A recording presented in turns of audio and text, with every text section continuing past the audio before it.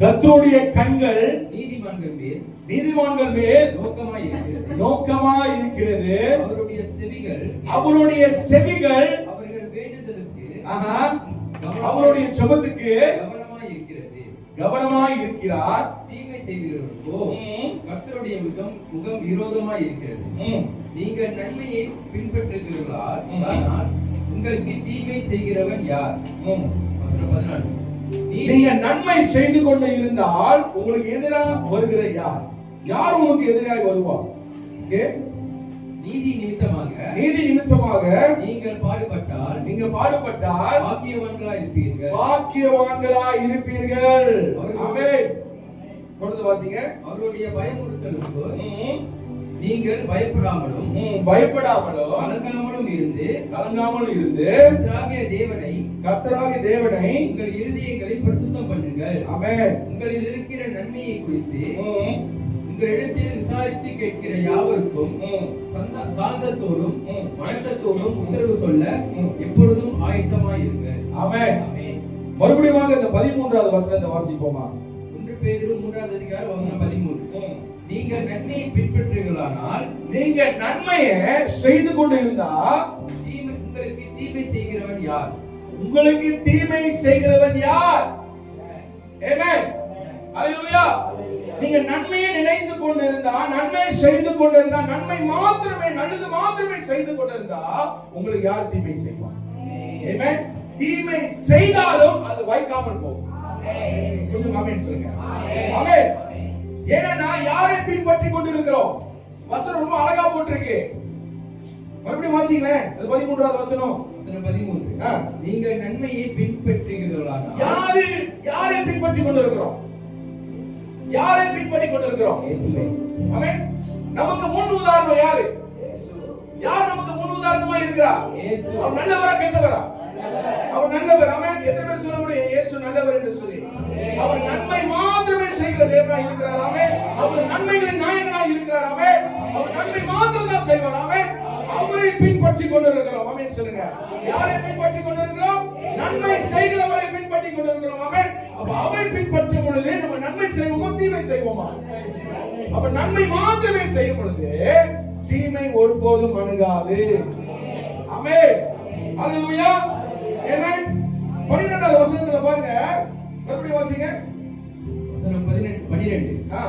கர்த்தருடைய கண்கள் இயேசுவுடைய கண்கள் யார் மேல இருக்கா? நீதிமான்கள் மேல் நோக்கமா. யார் மேல இருக்குங்க? யார் மேல? நீதிமான்கள். இப்ப நான் ஒரு கேள்வி கேட்கிறேன். நீங்களும் நானும் நீதிமான்களா இல்லையா? நீங்களும் நானும் நீதிமான்களா இல்லையா? இல்ல அது உங்களுக்கு சந்தேகம் இருக்கா? உங்களுக்கு? இயேசுவின் இரத்தத்தால் கழுவப்பட்டு பரிசுத்தப்படுத்தி ஆண்டவர் இன்னைக்கு உங்களையும் என்னையும் ஒரு நீதிமானாய் ஆக்கி இருக்கிறார். ஆமென். யார் மூலமா?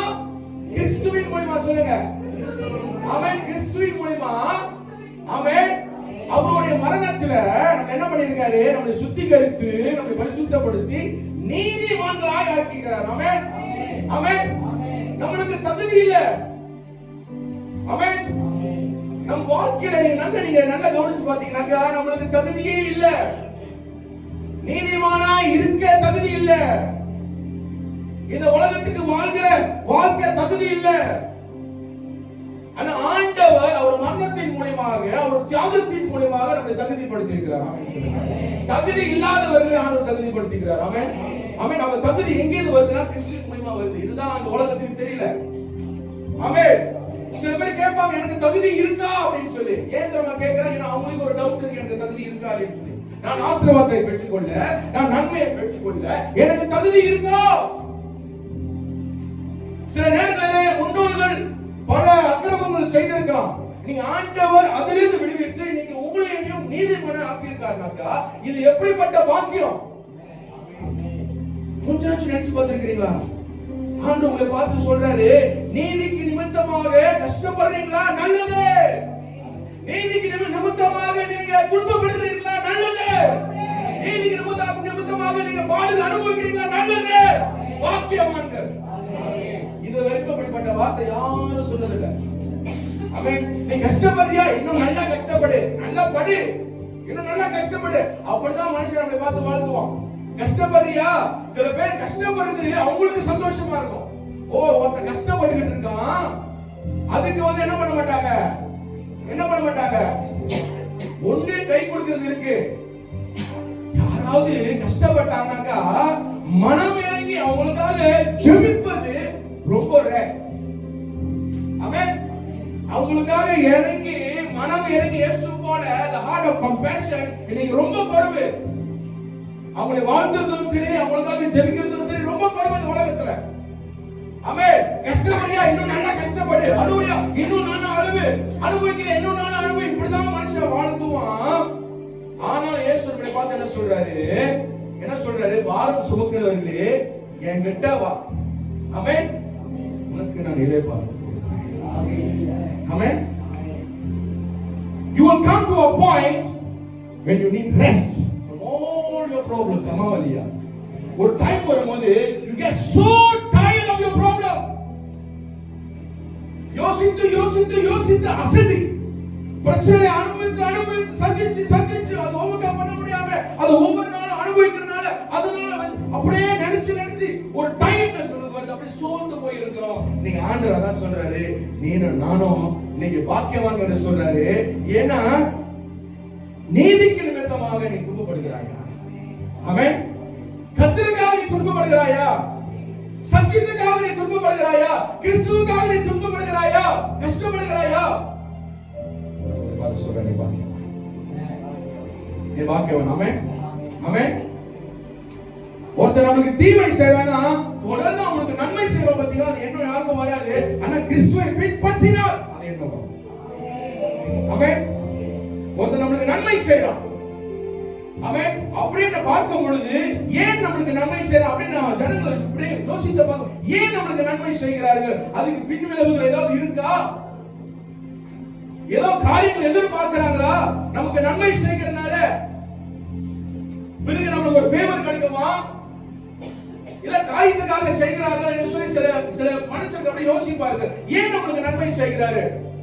வேற எதுவுமே எதிர்பார்க்காதபடிக்கு எப்படி ஆண்டவர் நமக்கு நன்மை செஞ்சாரோ எதுவுமே நம்ம கிட்ட எதிர்பார்க்கலாமா இல்லையா? உங்ககிட்ட எனக்கு எது கிடைக்கும் அப்படின்னு சொல்லி எதிர்பார்க்கல. அவர் நன்மை செய்கிறவர், அவர் நன்மை செய்கிறவர் இருக்கிறனால, அவர் நல்லவராக இருக்கிறனால நமக்கு நன்மை செய்கிறார். வேற ஏதோ எதிர்பார்க்கல, நம்ம கிட்ட ஏதோ எதிர்பார்க்கிறார். அவரு ஏதாவது எதிர்பார்த்திருக்கிறாரா? இன்னைக்கு நம்ம கிட்ட ஒரு கேள்வி கேட்கிறேன். இயேசு நம்மளை பார்த்து ஏதாவது கேட்டிருக்கிறாரா? ஏதாவது எதிர்பார்த்திருக்கிறாரா? ஏதாவது எதிர்பார்த்திருக்கிறாரா? காசு பணமோ சொத்து சுகமோ ஏதாவது எதிர்பார்த்திருக்கிறாரா? ஏதாவது எதிர்பார்த்திருக்கிறாரா? ஆனா மனுஷன் ஒரு நன்மை செஞ்சனா பிறகு அவன் எதிர்பார்ப்பான். என்ன எதிர்பார்ப்பான் சொல்லுங்க? அது ஒரு எதிர்பார்ப்பு இருந்துகிட்டே இருக்கும். ஆமென். சில மனுஷர்கள், எல்லாரும் கிடையாது. ஆமென். ஆனா இயேசுவை பின்பற்றினால் அவர் போலதான் இருப்பார். ஆமென். நன்மை செய்து கொண்டே இருப்போம். ஆமென். இன்னைக்கு ஆண்டவர் சொல்றாரு, என்ன சொல்றாரு? யார் உன்னை சபிக்கிறாங்களோ அவர் ஆசீர்வதின்னு சொல்றாரு. இது யாரால செய்ய முடியுமா? ஒரு சராசரி மனுஷன் செய்ய முடியாது. ஒரு சராசரி மனுஷன் அவன் அடுத்தது என்ன தெரியுமா யோசிப்பான்? எப்படி பழி வாங்குறது யோசிப்பான். ஆமாங்க இல்லையா? மனுஷனுக்கு ஒரு தன்மை இருக்கு. என்ன தன்மை? பழி வாங்குறது ஒரு தன்மை இருக்கு. ஒருத்தர் தீமை செஞ்சுனா அவனுக்கு மறுபடியும் 10 மடங்கு நான் செய்யணும், இல்ல 2 மடங்கு நான் அவனுக்கு தீமை செய்யணும்னு சொல்லி அந்த பழி வாங்குதலுடைய எண்ணங்கள் இருக்கும். ஆனா இயேசு அப்படிப்பட்டவர் கிடையாது. சிலுவையில தொங்கும்போது அவர் என்ன சொன்னாரு? பிதாவே இவர்களை மன்னியும், என்னதென்று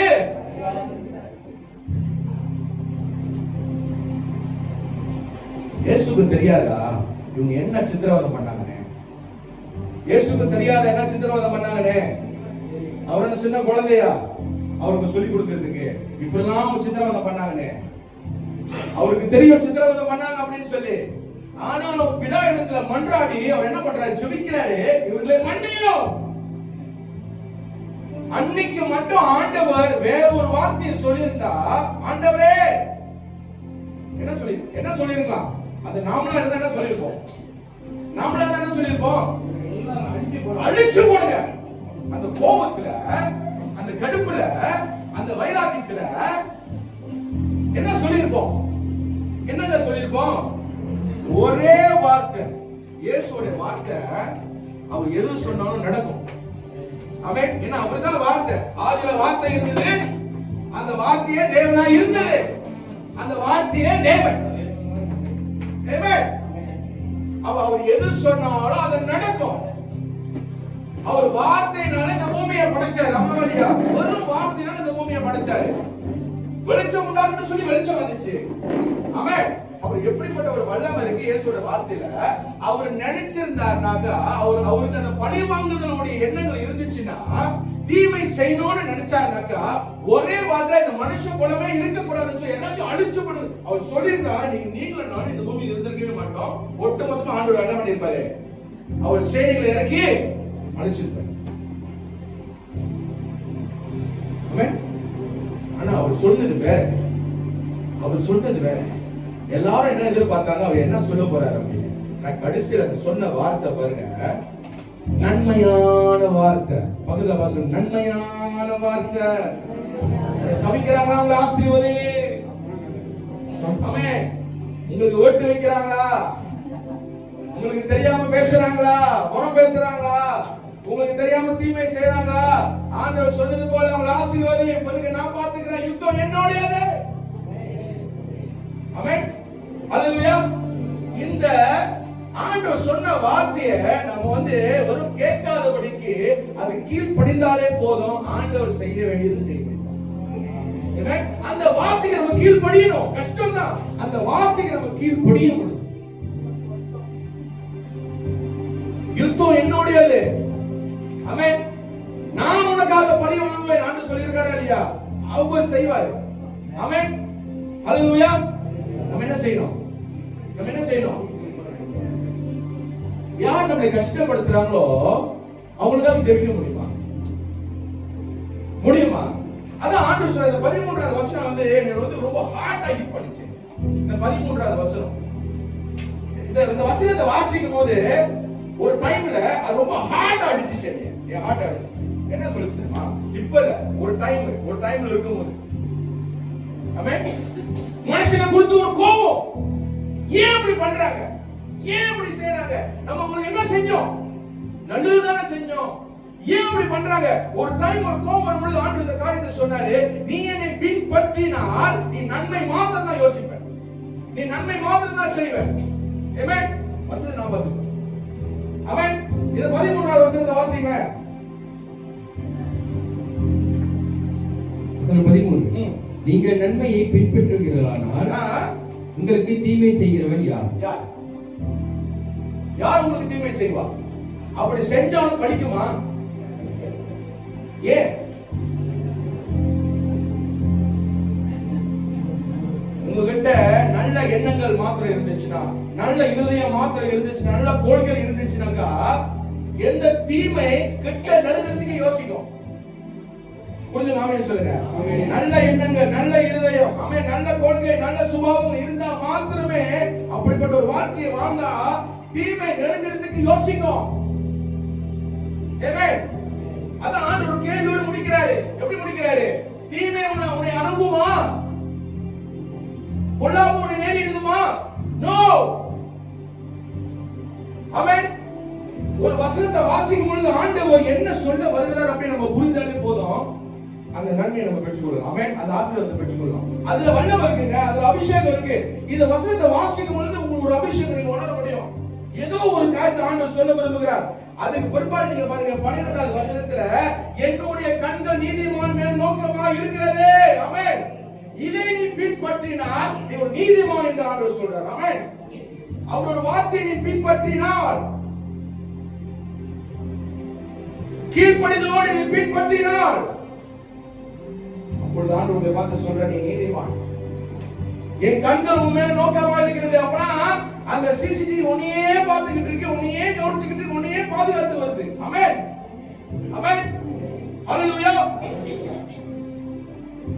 எந்த பொல்லாப்பு ஒரு நேரிடாதபடிக்கு, எந்த ஆபத்து விபத்து ஒரு நேரிடாதபடிக்கு ஆண்டவர் என்ன பண்ணுவாரா?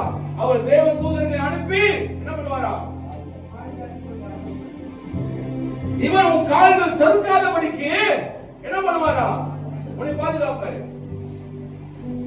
சங்கீதம் 91 வாசிக்கிறோம். 12ஆம் வசனம். நீதிமான் மேல ஆண்டவர் நோக்கமா இருக்கிறார், கண்கள் நோக்கமா இருக்கிறது. அப்புறம் ஜெபத்துக்கு அவருடைய செவிகள் அவருடைய செவிகள் அவர்கள் வேண்டுதலுக்கு அவருடைய செவிகள் எப்படி இருக்கான்?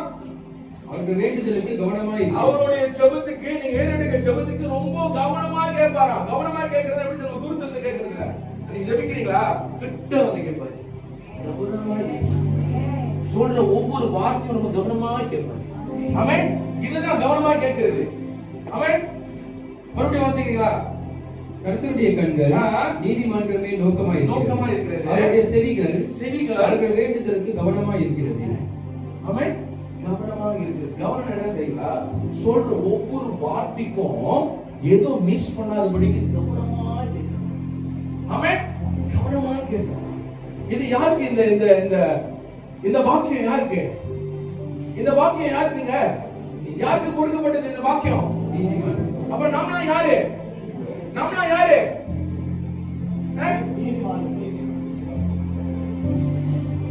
ஆண்டவர் இந்த அளவுக்கு இந்த ரெண்டு விஷயம் செய்யணும்னு சொன்னா நம்மளுக்கு PhD தேவையா? படிக்கணும்னு சொல்லல. ஆனா அது ரிக்வயர்மென்ட் கிடையாது. ஆண்டவர் இந்த அளவுக்கு நம்ம மேல நோக்கமா இருக்கிறார்னா, கவனமா இருக்கிறார்னாக்கா அதுக்கு என்ன ரிக்வயர்மென்ட்? நீ நல்லா படி, அப்ப நான் வரேன். நீ மாஸ்டர் வரைக்கும் படிச்சிரு, நான் வரேன்.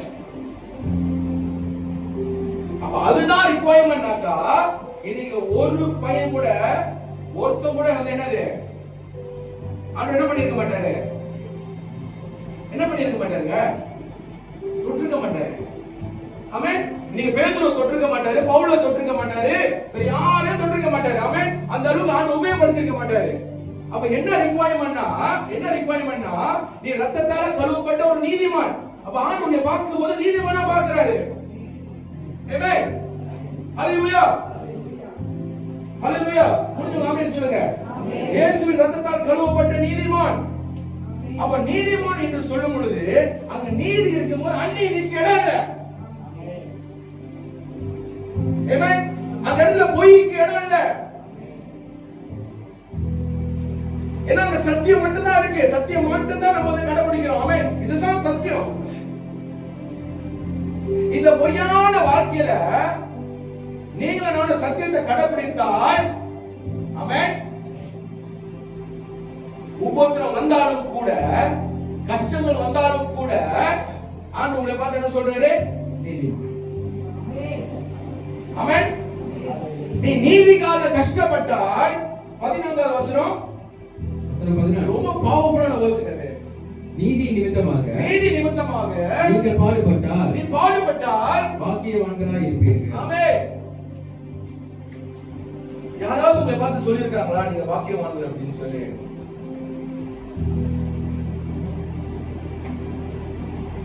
இடையில நான் ஒரு வீட்டுக்கு போயிருந்தேன். அந்த வீடு எப்பவுமே பூட்டியே கிடக்கும். நான் எப்பவுமே யோசிப்பேன், இவ்வளவு ஒரு பெரிய வீட்டுல யாருமே இல்லையா அப்படின்னு. அந்த கேட் மட்டும் என்னோட வலித்தியா இருக்கும். வீட்டுல என்ன இருக்குன்னு தெரியாது. ஆனாலும் அந்த வீட்டுக்குள்ள நான் போய் ஆகணும், செக் பண்றதுக்கு, இன்ஸ்பெக்ஷன் பண்றதுக்கு. திடீர்னு நேற்று தினத்துல நான் போகும் பொழுது அந்த ஓனர் வீட்டுல இருந்தாங்க. இத்தனை நாள் இல்லாத ஒரு ஓனர் திடீர்னு இருக்கிறாங்க. பார்த்தா ரெண்டு கப்பல்ஸ், வயசானவங்க, ஒரு 60 வயசு இருக்கும்.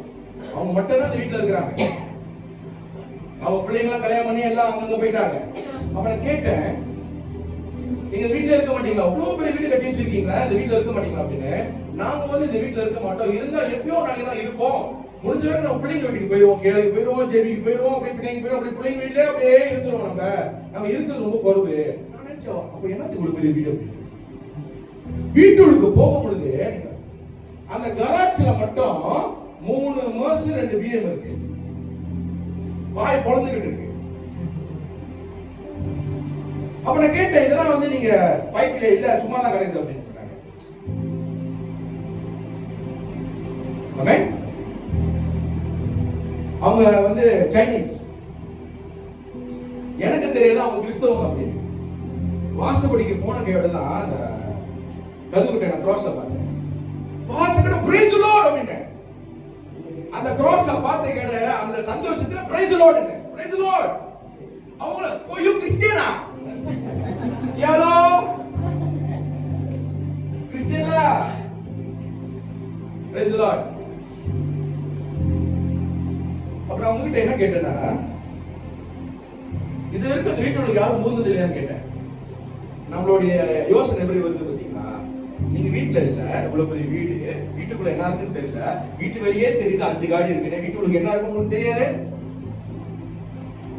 நான் கேட்டது ஒரு கேள்வி அதுதான், இது வரைக்கும் யாரும் மூந்தது இல்லையா?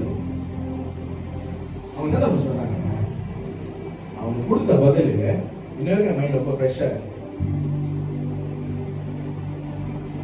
Whenever we come back here, 2 days or 3 days, we will only pray. அந்த 2-3 நாட்கள் வராங்க இந்த வீட்டுக்கு சுத்தம் பண்றதுக்கு, வெறும் பிரேயர்ல தான் இருப்பாங்க. அவங்க ஹாலிடேஸ் எல்லாமே பிள்ளைங்க வீட்டுல, இந்த வீட்டுக்கு வந்துட்டா ஃபுல்லா பிரேயர் தான். அவங்க நேபர்ஸ் என்ன தெரியுமா சொன்னாங்க, அவங்க நேபர்ஸ் சாட்சி கொடுக்குறாங்க, இரவும் பகலும் வீட்டுல ஆள் இருக்கிற மாதிரியே இருக்கு, சத்தம் கேக்குது, பேசுற சத்தம் கேக்குது, கதவு திறக்கிற சத்தம் கேக்குது, ஆனா வீட்டுல ஆள் இல்ல. இவங்க என்ன தெரியுமா சொல்றாங்க, ஐயோ this house got angels la, I don't need to worry la அப்படின்றாங்க.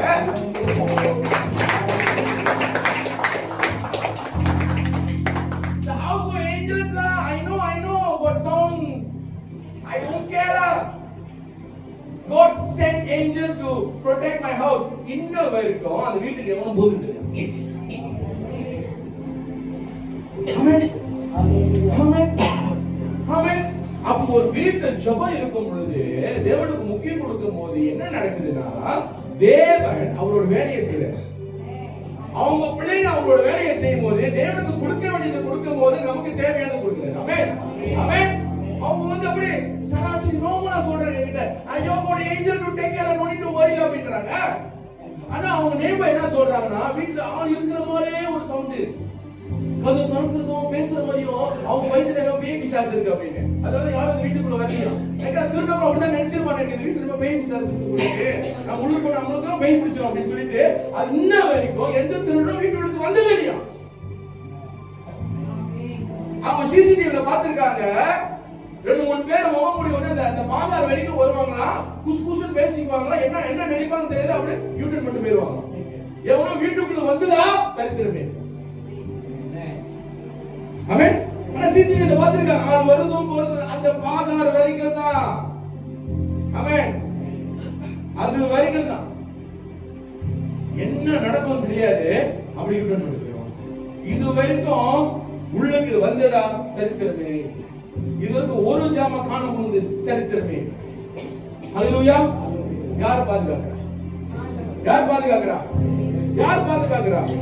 அலட்சியமா சொல்றாங்க, அலட்சியமா சொல்றாங்க, ஒரு ஏஞ்சல்ஸ் டேக் கேர் அப்படினு சொல்றாங்க. ஆமென். உண்மையிலே வேதத்துல அப்படிதானே போட்டுருக்கு, உண்மையிலே இந்த வேதத்துல அப்படிதானே போட்டுருக்கு. வேதத்துல என்ன போட்டுருக்கு?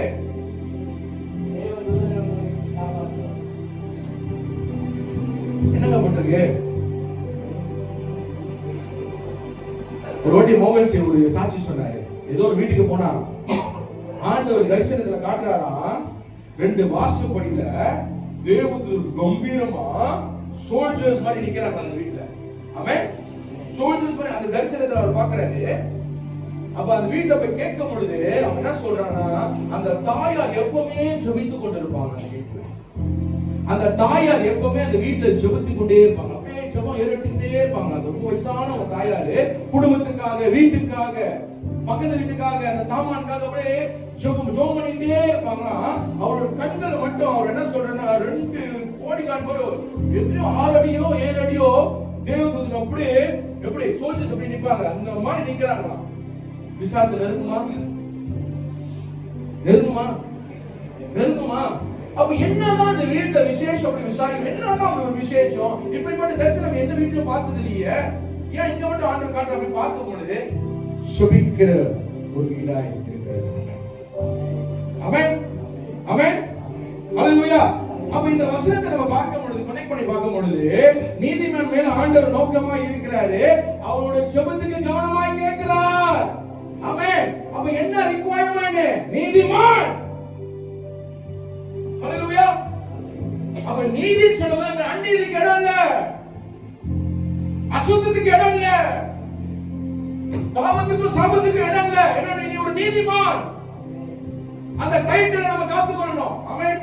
நம்ம கொடுக்கப்பட்ட அந்த டைட்டிலை நம்ம காத்துக்கொள்ளணும். ஆமென். ஹalleluya. அது பறிக்கணும் தான் பிசாசுல வரும். நீ நீதிமான் சொல்லக்கூடாது. நீ ஒரு நீதிமான் இல்லைன்னு சொல்லி அவன் என்ன பண்றான்? குழப்பி எடுக்கிறான். நீ நீதிமான், நீ ஒரு பாவி, நீ ஒரு சபிக்கப்பட்டவன், உனக்கு தகுதி இல்ல அப்படி அவன் சொல்றான். அதுக்கு நம்ம செவி கொடுக்கிறோமா? நம்ம கையில தான் இருக்கு. Your choice is always ours. Amen. The choice is always ours. ஒரு நீதிமானாய் காணப்படும் பொழுது ஆண்டவருக்கு பிடிக்காத எதுவாக சரி நம்மளுக்கு ஒரு வெறுப்பு வரும். ஆமா இல்லையா? ஒரு நீதிமானாய் காணப்படும் பொழுது ஆமென், ஏதாவது ஆண்டவருக்கு பிடிக்காத காரியம் நம்ம செய்யும் பொழுது நமக்கு ஒரு வெறுப்பு வரும். இந்த ஆண்டவருக்கு பிடிக்காத காரியம் நான் செய்யக்கூடாத ஒரு வெறுப்பு தன்னாலே வரும். ஒரு வெறுப்பு தன்னாலே வரும். அப்பனா உங்களுக்குள்ள இருக்கிற ஆவியானவர் என்ன பண்றாருனாக்க உங்களை என்ன பண்றாரு? உங்களை அழகாக வழி நடத்துறார். ஆமென். இது ஒரு 3 காரியங்களை சொல்லிவிட்டு உங்களுக்காக நான் ஜெபிக்க போறேன். தொடர்ந்து தேவனை ஆராதிக்க போகிறோம். எனக்கு 3 போதகர் 2 பிலீவர்ஸ் எனக்கு கேட்ட கேள்வி என்னன்னாக்கா, எப்படி நாமளும் ஆவியானோட எப்படி சேர்ந்து வர்க் பண்றது அப்படின்னு இந்த கேள்வி கேட்டிருக்காங்க. அவங்களுக்கு நான் பதில் கொடுத்துட்டு உங்களுக்கு நான் பதில் கொடுக்குறேன். எப்படி பரிசுத்த ஆவியானோட கூட வர்க் பண்றது, அவர் கூட சேர்ந்து எப்படி வர்க் பண்றது, அதுக்கு என்ன வழிமுறைகள் இருக்கு? நமக்குள்ள ஆவியானவர் இருக்கிறார் தான், ஆனா எப்படி அவர் கூட சேர்ந்து வர்க் பண்றது, எப்படி அபிஷேகத்துல மூவ் பண்றது, எப்படி ஸ்பிரிச்சுவல் கிஃப்ட்ல மூவ் பண்றது? ஏன்னா அது எல்லாமே பரிசுத்த ஆவி மூலமா தான் வருது. ஆமா இல்லையா? ஆமென். வரங்கள் அவர் மூலமா வருது, கனிகள் அவர் மூலமா வருது, அபிஷேகம் அவர் மூலமா வருது. இப்ப அவர் கூட இணைந்து எப்படி நான் வேலை செய்வது, அவர் கூட இணைந்து எப்படி நான் வேலை செய்வது, எப்படி? அதுக்கு 3 ரிக்வயர்மென்ட். இந்த விஷயம் நம்ம வாழ்க்கையில இல்லைன்னு சொன்னா நிச்சயமாக நான் சொல்றேன், பரிசுத்த ஆவி உங்களோட இணைந்து வேலை செய்ய ஆரம்பிப்பார். எத்தனை பேருக்கு ஆசை இருக்கு பரிசுத்த ஆவியோட இணைந்து நீங்க அவரோடு சேர்ந்து நம்ம வாழணும் அப்படின்னு சொல்லி எத்தனை பேருக்கு ஆசை இருக்கு? பரிசுத்த ஆவியோட இணைந்து வாழணும் இந்த கடைசி காலத்துல. எத்தனை பேருக்கு அந்த ஆசை இருக்கு? அங்களுக்கு மட்டும் தான் ஆசை இருக்கு, யாருக்கும் ஆசை இல்லை. எனக்கு வந்து என் பக்கத்துல அசுத்த ஆவி இருந்தா சரியா போதும், நம்பர் அடிக்கணும். ஏன்னா அதாவது பரிசுத்த ஆவி செய்ய மாட்டார்ல. சோ எங்க பக்கத்துல அசுத்த ஆவி இருந்தா இந்த வீட்டுல எத்தனை கிராம் நகை இருக்கு, எத்தனை கிலோ நகை இருக்கு, அந்த அசுத்த ஆவி சொல்லணும். யார கொள்ளடிக்கலாம், யாரை ஏமாத்தலாம், என்ன நம்பர்கள் தான் அடிக்கும் அப்படின்னு சொல்லிட்டு அசுத்தாவை பக்கத்திலே வச்சுக்கிட்டீங்கன்னாக்க கடைசியில் உங்களை பள்ளத்துல தள்ளி விட்டுரும். உங்க கூடவே வச்சுக்கிட்டு என்ன பண்ணிடும், கடைசியில் உங்களை பள்ளத்துல தள்ளி விட்டு வேடிக்கை பார்க்கும். அதுதான் அசுத்தாவி செய்த ஒரு காரியமா இருக்கிறது. கேட்கறது எல்லாமே கொடுக்கும், கேட்கறது எல்லாமே செய்யும், கடைசியில் என்ன பண்ணிடும், நம்மளே என்ன பண்ணிடும். ஆனா பரிசுத்தாவி அந்த மாதிரி செய்ய மாட்டேன். நான் மறுபடியும் இந்த கேள்வி கேட்கிறேன், எத்தனை பேரு பரிசுத்த ஆவியின் கூட சேர்ந்து இணைந்து வாழணும்? எத்தனை பேருக்கு அந்த ஆசை இருக்கு?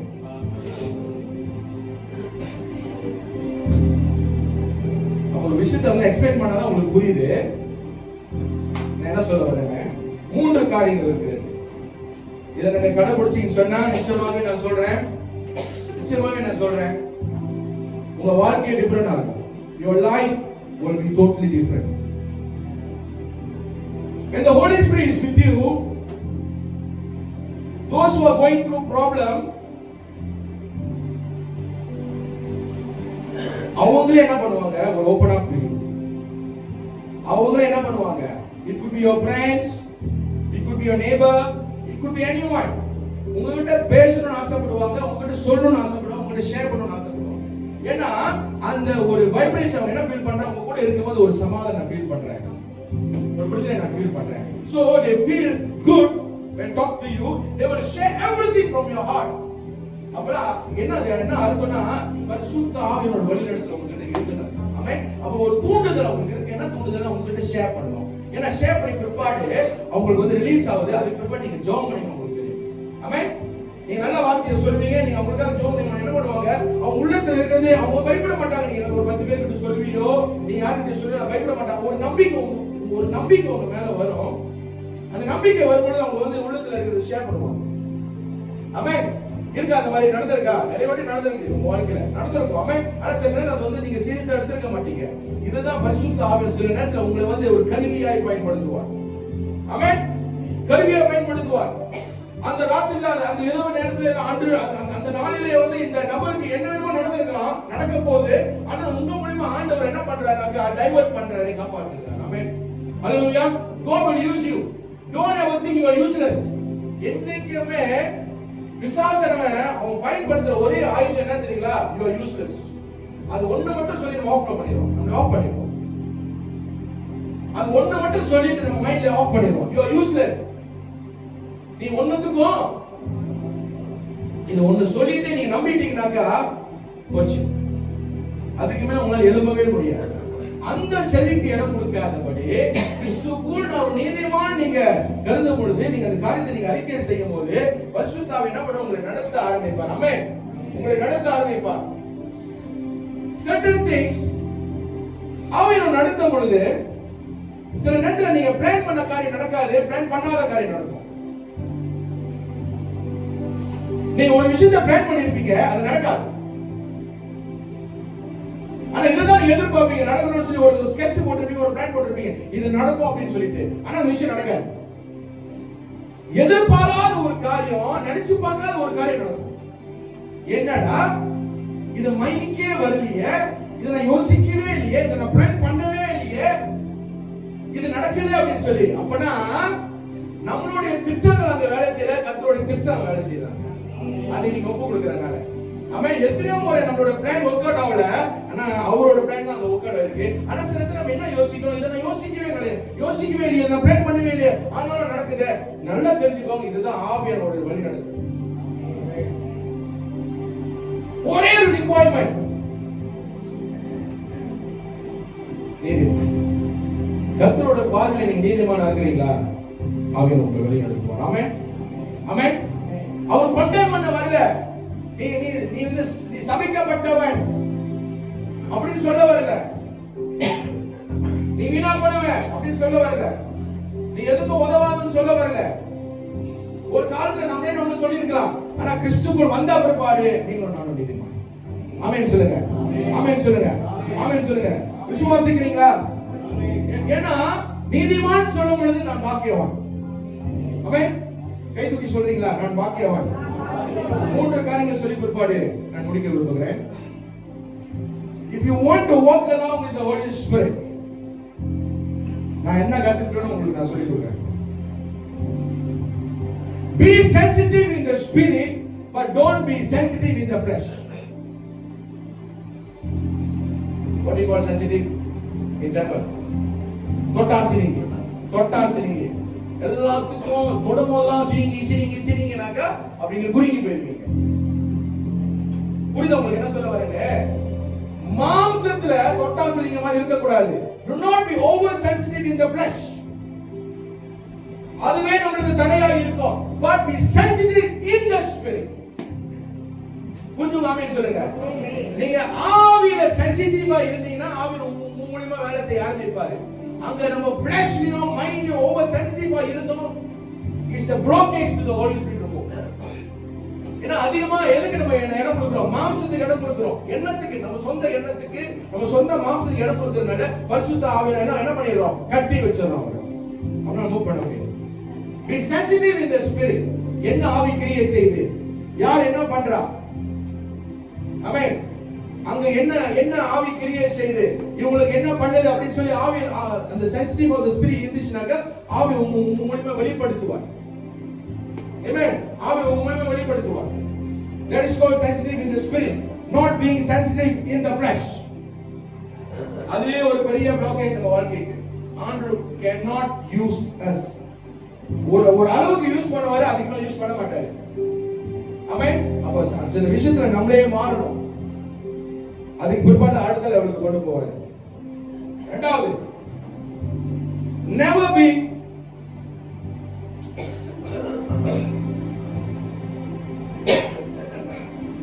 quick in temper. கோபம் வரலாம், ஆனா முன் கோபம் ரொம்ப பொல்லாதது. இதை என்னோட வாழ்க்கையை வச்சு நான் சொல்றேன். என் வாழ்க்கையை வச்சு நான் சொல்றேன். சிலதுல அந்த செல்ஃப் கண்ட்ரோல் இல்லைன்னு சொன்னா அபிஷேகப்பட்டவர்கள், வரங்கள் இருக்கிறவர்கள், பரிசுத்த ஆவியானவர் வழிநடத்தல் இருக்கிறவர்கள் ஒரு வேர்ட் ராங்கா சொல்லிட்டோம்னு சொன்னா அது அவங்களுக்கு சாபமா மாறிடும். ஆமென். இந்த கோபம் வரும்போது சில வார்த்தைகள் வரும் பாத்தீங்களா, சொல்லக்கூடாத வார்த்தை நம்ம சொல்லிடுறோம். நீ உருப்பட மாட்டேன்னு முடிச்சுக்காத, அது அப்படியே நடக்கும். சீரியஸா சொல்றேன் நான். அபிஷேகப்பட்டவங்க உங்க வார்த்தையில கவனமா இருக்கணும். கிறிஸ்துவுக்குள் இருக்கிறவங்க நீதிமான்கள், அவங்க வார்த்தையில கவனமா இருக்கணும். ஆமென். எது சொல்லணும், எது சொல்லக்கூடாது, எது பேசணும், எது பேசக்கூடாது. ஆமென். அதான் ஆண்டவர் சொல்றாரு, முன்கோபம் இருந்தா அது நமக்கு நம்ம ஆசீர்வாதத்துக்கு பெரிய தடங்களா இருக்கும். Quick temper. ஆண்டவர் சொல்றாரு, நீ ஆத்திரப்படு, ஆனா அந்த ஆத்திரத்துல பாவம் செஞ்சிடாது. ஆமாவாடியா? ஆனா ஆத்திரப்படுறது ஒண்ணு, கோபப்படணும். சில நேரத்துல அநீதி நடக்கும்போது கோபப்படணும். இது அநீதி நடக்குது, அது சிரிச்சிட்டு இருக்க முடியாது. அநீதி நடக்கட்டும், ஒருத்தவங்க ரேப் பண்ணிட்டு இருப்பா, சிரிச்சிட்டு, அது இல்ல. கோபப்படுற நேரத்துல கோபப்படணும், கோபம் வரும்போது கோபப்படணும். ஆமென். எங்க அநீதி நடக்குதோ அந்த இடத்துல கோபப்படணும். அதுதான் பரிசுத்த கோபம் சொல்றது. ஆமா இல்லையா? ஒருத்த பேய் பிடிச்சு ஆறானாக்கா அவன் மேல கோபப்பட, அவனுக்குள்ள இருக்கிற ஆவி மேல கோபப்படணும். ஆமா இல்லையா? ஏன் இந்த மனுஷன் எப்படி ஆட்டி படிச்சுக்கிட்டு இருக்க? அந்த கோபம் வந்து அவனுக்கு ஓட்டணும். அந்த பேய அந்த ஆங்காரத்துல வரணும். ஆவிக்குரிய கோபம். இயேசுக்கு கோபம் வந்துச்சா இல்லையா? எங்க கோபம் வந்துச்சு? எங்க கோபம் வந்துச்சு? நீதி உள்ள இடத்துல நீ அநீதி நடக்கும்போது கோபம் வந்துச்சு. ஆமா இல்லையா? ஆனா ஆண்டவர் என்ன பண்ணாரு? அந்த நேரத்துல யார் என்னென்னமோ சொல்லிருக்கலாம். ஓ, ரொம்ப கோபக்காரு, கட்டை போட்டு அடிக்கிறாரு, மேசையை திருப்புறாரு. அவருக்கு வந்தது நல்ல கோபம். அதுக்கு பிற்பாடு எவனோ அந்த இடத்துல இயேசு அந்த காரியத்தை செஞ்ச பிற்பாடு, இந்த சம்பவம் நடந்த பிற்பாடு, அதுக்கு பிற்பாடு அந்த மாதிரி ஒரு சம்பவம் மறுபடியும் இன்ன வரைக்கும் நடக்கல. ஆமா இல்லையா? ஆமென். சர்ச்னா ஒரு ஒழுக்கம் அப்படின்னு சொல்லி ஆண்டவர் ஒரு ஒழுக்கத்தை கொண்டு வந்தாரு. அதுக்கு பிற்பாடு அந்த ஒழுக்கம் இன்ன வரைக்கும் இருக்கு. ஆமா இல்லையா? ஆமென். அந்த ஒரு கோபம் வந்துச்சு. அநீதிக்கு கோபம் வரணும். ஆனா சும்மா கோபம் வருது பாத்தியா, அதான் தொடாசிரிங்கன்னு சொல்லுவாங்க. ஆமென். கோபம் வந்துச்சுன்னா மாம்சம் கண்ட்ரோல் பண்ண ஆரம்பிச்சிடும். ஆவியானவர் ஸ்ட்ரகிள் பண்ணுவாரு. ஐயோ, எப்படிலாம் என்ன கண்ட்ரோல் திருப்பி கொண்டு வருது. ஏன்னா அந்த நேரத்துல என்ன கண்ட்ரோல் பண்ணிருச்சு? நம்ம மைண்ட் கண்ட்ரோல் பண்ணிருச்சு, மாம்சம் கண்ட்ரோல் பண்ணிருச்சு. அப்ப ஆவியானவர் என்ன பண்ணுவாரு? ஸ்ட்ரகிள் பண்ணுவாரு. ஐயோ, எப்படி திருப்பி கொண்டு வருது? until you come down, until you rest, அது வரைக்கும் அவர் என்ன பண்ணுவாரு?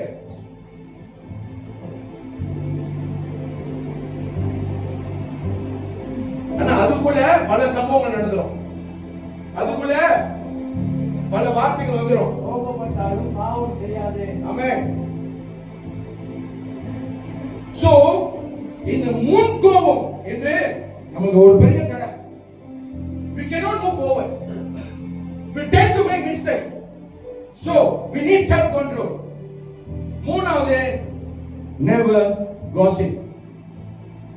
ஒருத்தர் வந்து ஒரு கதையை சொல்றாங்க உங்ககிட்ட, அடுத்த நிமிஷமே பார்வதே தெரியுமா இது குமுதா,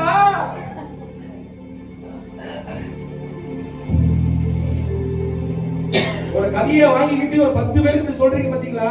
இல்ல ஒருத்தர் ரகசியம்னு சொல்லிட்டு உங்கள்ட்ட சொல்லிட்டு அதை நீங்க என்ன பண்றீங்க? அவங்களை வந்து போயிட்டு நீங்க அவமானப்படுத்துறீங்க பாத்தீங்களா? வெளியில அவங்களை பத்தி அவங்க சொல்லக்கூடாதுன்னு சொல்லுவாங்க, அவங்க நம்பி சொல்றாங்க, நீங்க போய் சொல்றீங்க பாத்தீங்களா? அது பரிசுத்த ஆவி எனக்கு பிடிக்கவே பிடிக்காது. ஏன்னா பரிசுத்த ஆவி போட்டு கொடுக்குறாங்க. இல்ல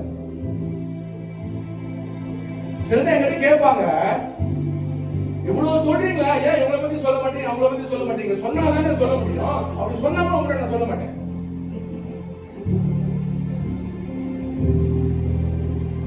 ஆவியானவர் கூட சில விஷயம் சொல்லுவாரு, சில விஷயம் சொல்ல மாட்டாரு. எல்லாமே சொல்லுவாருன்னா ஜீசஸ் கிடையாது. நான் ஜீசஸ் இல்ல, எல்லாமே சொல்லுவாரு. அப்படிதான் சில பேர் நினைக்கிற ஜீசஸ் எல்லாமே தெரியும் அவருக்கு. சில விஷயங்கள் ஆவியானவர் சொல்ல மாட்டாரு. ஏன்னா அது ரொம்ப பிரைவேட். அது ரொம்ப ரகசியம். He will never tell everything. He will only tell certain things அவங்ககிட்டயே சொல்லிடுவாரு. மத்தவங்ககிட்ட ரெண்டாவது பர்சன் கிட்ட சொல்ல மாட்டாரு. ஏன்னா அது ரொம்ப பிரைவேட்னு அர்த்தம். புரியுதா உங்களுக்கு? அப்ப பரிசுத்த ஆவியினாலே கவனமா இருக்கும் பொழுது நாமும் கவனமா இருக்க வேண்டும். ஆமென். ஆமென். ஒண்ணு ஆமென் சொல்லுங்க. ஆமென். Do not carry stories elsewhere. And the Holy Spirit dislikes that. இது நம்ம சொல்ல நம்ம ஸ்பிரிட் என்ன ஆயிரும் சொன்னா, நம்ம ஸ்பிரிட் சொல்ல நெகட்டிவ் ஆயிரும். பாசிட்டிவா இருக்கிற நம்ம ஸ்பிரிட் ஒருத்தவங்க குறித்து நம்ம பேச நெகட்டிவா மாறிடும். நெகட்டிவா மாறிடுச்சுனாக்கா நாம என்ன பண்ணிட்டோம், பரிசுத்த ஆவியானவருக்கு ஒரு கேட் போட்டுட்டோம்னு அர்த்தம். நம்ம கேட் போட்டுட்டோம்னாக்கா அவர் அந்த ஆளு இருப்பாரு, நீங்க இந்த ஆளு இருப்பீங்க, நீங்க அவங்க போக மாட்டீங்க, அவரே வர மாட்டாங்க, ஒரு கோடு போட்ட மாதிரி இருக்கும். அந்த டைம்ல உங்க லைஃப் ரொம்ப ஸ்ட்ரகிளா இருக்கும். ஏன் ஆவியானவர் எனக்கு எதுவும் செய்யல, ஏன் ஆவியானவர் எனக்கு அது செய்யல, ஏன்னா நீங்க என்ன பண்ணிட்டீங்க, ஒரு கேட் நீங்களே போட்டுக்கிட்டீங்க. எது செய்யக்கூடாதோ அதுக்கு செய்கிற நான் என்ன நடக்குதுனாக்கா, இவ்வளவு விஷயம் ஆவியானவர் எனக்கு சொல்லி கொடுத்திருக்காருன்னா I learn from him. We should learn. Amen. We should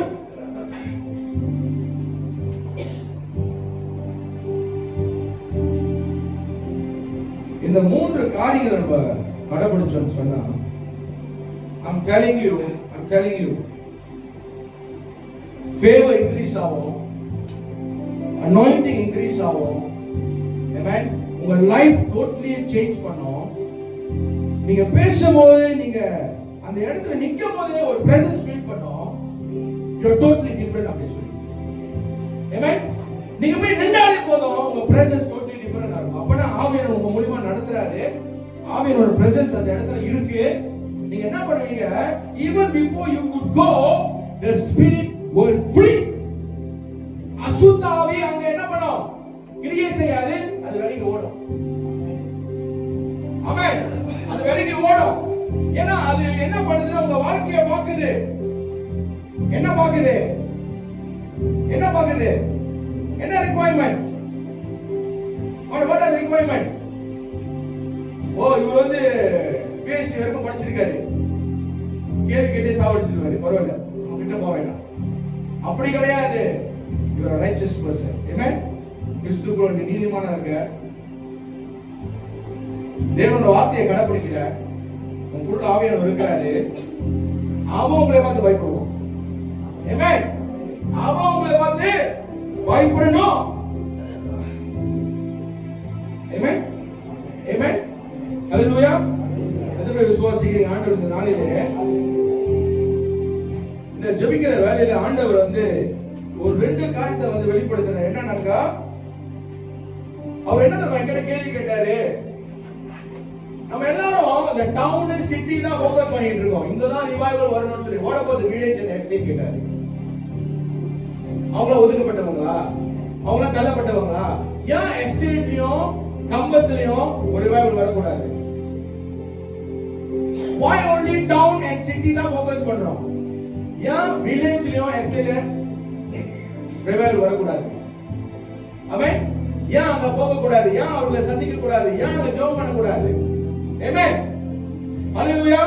அப்ப நான் என்ன விசுவாசிக்கிறேன்னா, இந்த வில்லேஜ்லயும் எஸ்டேட்லயும் ஒரு பெரிய ரிவைவல் வர போகுது. ஆமென். எதுல இருந்து ஆண்டவர் விடுவிக்க போறாருன்னா, ரெண்டு விஷயத்துல இருந்து விடுவிக்க போறாரு. ஒருமை, இரண்டாவது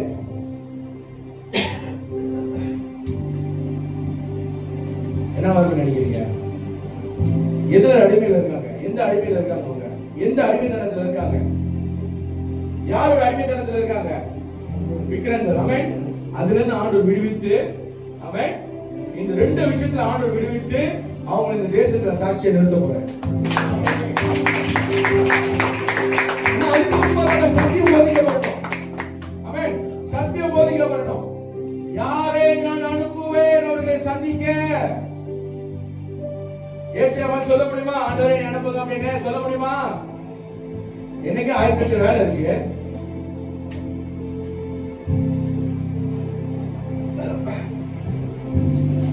நீங்க ஆண்டவரை பார்த்து கேட்கிற, யாரை நான் அனுப்புவேன்?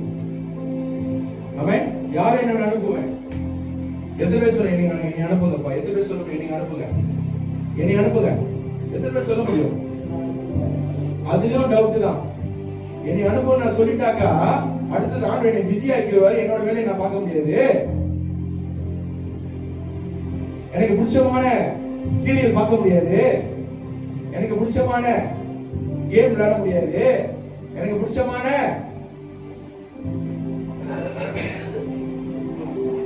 இதெல்லாம் செய்ய முடியாது. ஏன்னா ஆண்டவர் இங்க பிஸி ஆக்கிட்டாரு அப்படின்னு.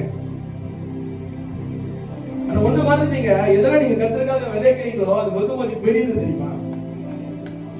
எதெல்லாம் நீங்க கத்திரிக்காக விதைக்கிறீங்க, இது வரைக்கும் விதைச்சீங்களோ இனிமேல் விதைக்க போது எல்லாமே வெகுமதி. The reward is going to be great. When Jesus comes, everybody is going to see you receiving the reward. What you have done. Amen. Amen. Amen. ஆவியானவருக்கும் அசுத்தாவிக்கும் நிறைய வித்தியாசம் இருக்கு. எதுக்கு இடம் கொடுக்க போறோம்? பரிசுத்த ஆவியானுக்கு இடம் கொடுக்க போறோமா, அசுத்த ஆவிக்கு இடம் கொடுக்க போறோமா? இல்ல சொந்த எண்ணங்களுக்கு இடம் கொடுக்க போறோமா? இயேசு வர போறாங்க, இயேசு வர போறாங்க. ஏதோ விஷயத்துல நம்ம மாறிதான் ஆகணும். ஆமென். இருக்கிற மாதிரி இருக்க முடியாது, மாறிதான் ஆகணும். ஆண்டவருக்கு பிடிச்ச மாதிரி வாழணும். ஏன்னா ஆண்டவர் நம்மை உபயோகப்படுத்தணும்னு நினைக்கிறாரு, நாமளே நம்மளுக்கு தடையா இருக்கோம். நம்ம எண்ணங்கள் நம்மளுக்கு தடையா இருக்கு, நம்ம மாம்சம் நம்மளுக்கு தடையா இருக்கு. God wants to use you actually. அடுத்த லெவலுக்கு கொண்டு போகணும்னு ஆசைப்படுறாரு ஆண்டவர். வரங்கள் மூலமா, கனிகள் மூலமா ஆண்டவர் வல்லமையா உங்களை பயன்படுத்த ஆரம்பிக்கிறார். ஆனா நாம நம்மளுக்கு தடையா இருக்கோம்.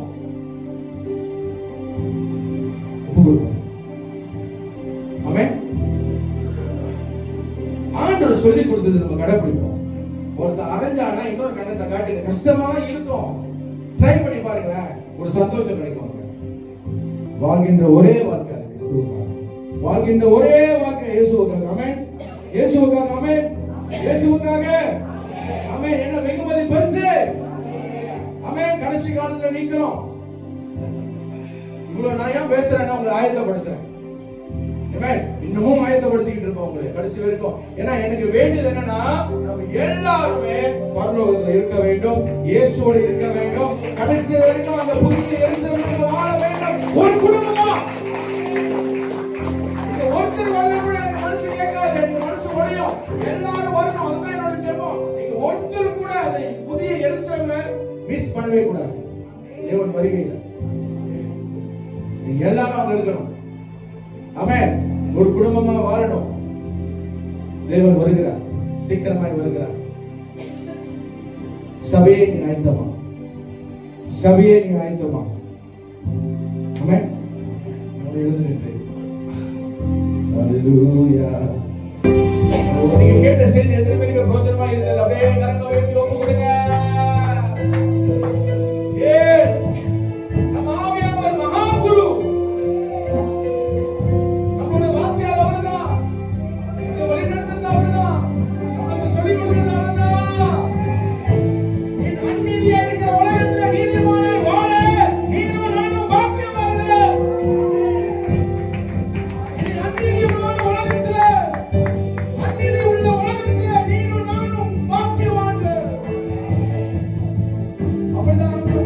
சொல்கிறார்